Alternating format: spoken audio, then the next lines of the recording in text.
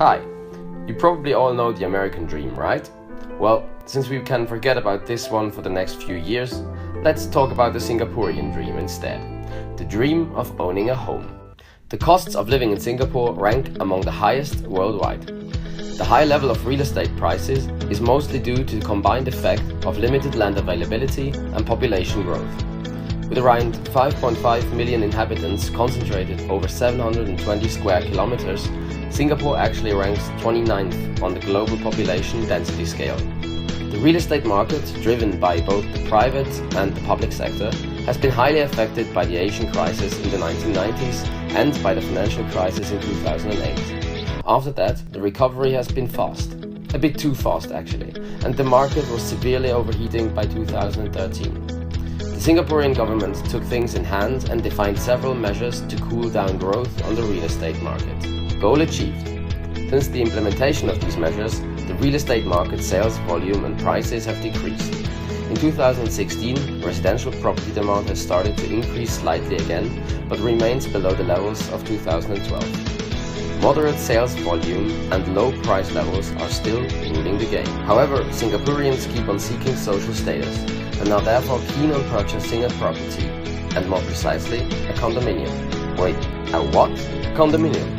In Singapore, condominium or condo designates a housing development that comprises a collection of housing units with the exclusive features like security guards, swimming pools, and a gym. Condominiums actually have been the greatest contributors to the Singaporean real estate market. In 2015, almost 14% of the Singaporean population lived in condos or other apartments. While home ownership is spread among 91% of the population, owning a condominium is associated with a certain status level. HDB, namely public housing, is available to all. In fact, it represents 80% of the population's housing. But owning a private condominium, which implies a minimum monthly income of about 8,000 Singaporean dollars, is still reserved to the upper middle class and onwards. Almost 9 out of 10 Singaporeans would buy a condo upon winning the lottery. But how do these dream properties look like, and what makes them so attractive? Let's have a look at the market of condominiums in Singapore. Let's take a closer look on the condo market in Singapore as a whole, using the 5 forces concept of Porter. Big international companies having the possibility to enter the Singaporean real estate market have done it by now. Nevertheless, the Singaporean market as such remains very attractive. The government, as main supplier of land, takes over a strong steering function in the market. Also, capacities of construction companies are limited, which enlarges their bargaining power. Condos are directly substituted by private apartments, which are generally more affordable. Still, the residence concept of a condo makes it unique. For investors, cities like Hong Kong or Shanghai are interesting markets as well, which leads to an additional substitutional effect. The Singaporean real estate market is huge and profits are still high. In total, 11 major companies compete together with many small companies. The demand-reducing measures of the government even increase the competition. Let us see in detail how the offer side of the condo market looks like. So what influences the price of a condo? Let's ask Gary, one of the best real estate agents in the city. Hey Gary, I hope you are well. Please tell me, what drives the prices of condos in Singapore? Is how close you are to town also determines how much the price that you pay. Okay, pricing in Orchard, you're easily paying close to 3,000 per square foot and above, easily. It's nearly probably half the price that you're paying when you compare prime properties versus suburban properties. Of course, if you go even further to the corners of Singapore, it'll be even cheaper. It'll probably be even like $1,000 per square foot. Thank you, Gary. So you can see that there are 3 main sales arguments about condos: location, location, and location. This heat map shows the price levels per square feet all around Singapore. You can see that prices rise up towards the city center and decline towards the outer regions.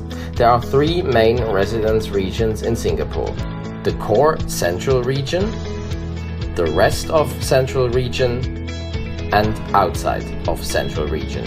The price range per square feet starts in the outer regions at about 700 Singaporean dollars per square feet and is nearly open-ended towards the central districts. the price per square feet can easily double when moving closer to the city center. According to the preferences of the target group, we'll come to them later, the following factors can play a role for potential customers.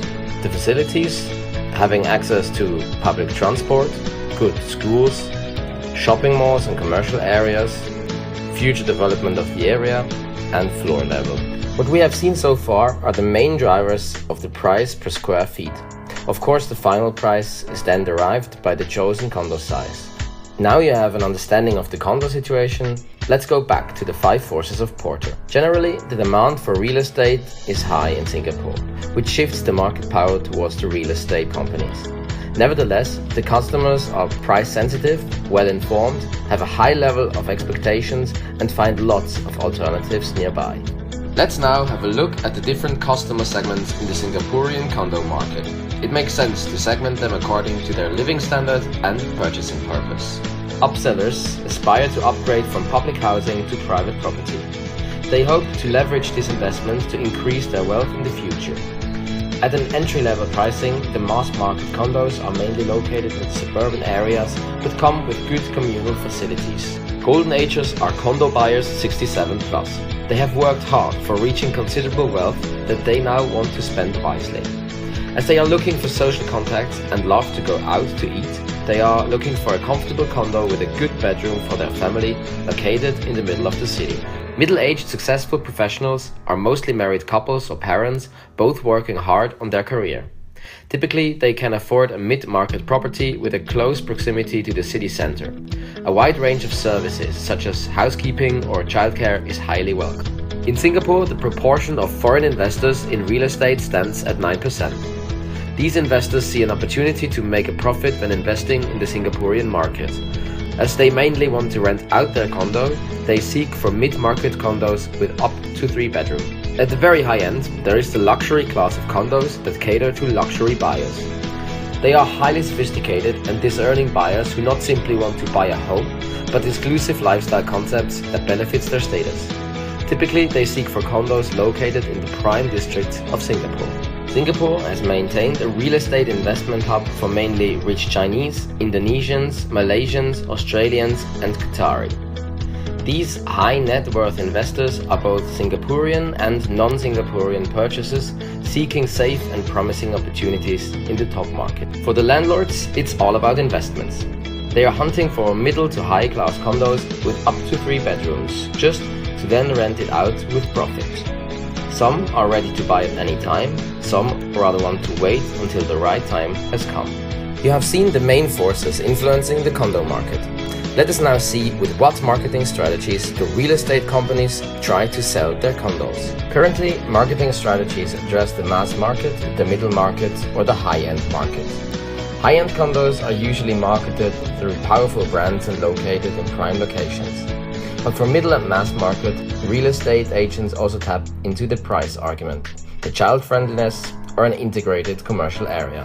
Owning a property in Singapore is a dream, and ideally a profitable one. Buyers are price sensitive and expect interesting returns on their investment. Marketers have thus built a dynamic but transparent pricing model. Despite the flats being very standardized, real estate agents enter in direct contact with buyers and try to touch their hearts with luxurious show flats in premium sales galleries. This is what's happening now on the markets, but in future demand may not be as strong and interesting substitutes may pop up. I thus recommend real estate companies in Singapore to be more specific and differentiate clearly among their condo positioning and their customer segments. By going beyond the location argument, they can better address the needs of the different target groups we saw and grab a niche in this competitive market. So, I'm already living the Singaporean dream. Join me and discover for yourselves this garden city of lions at the gateway to Asia.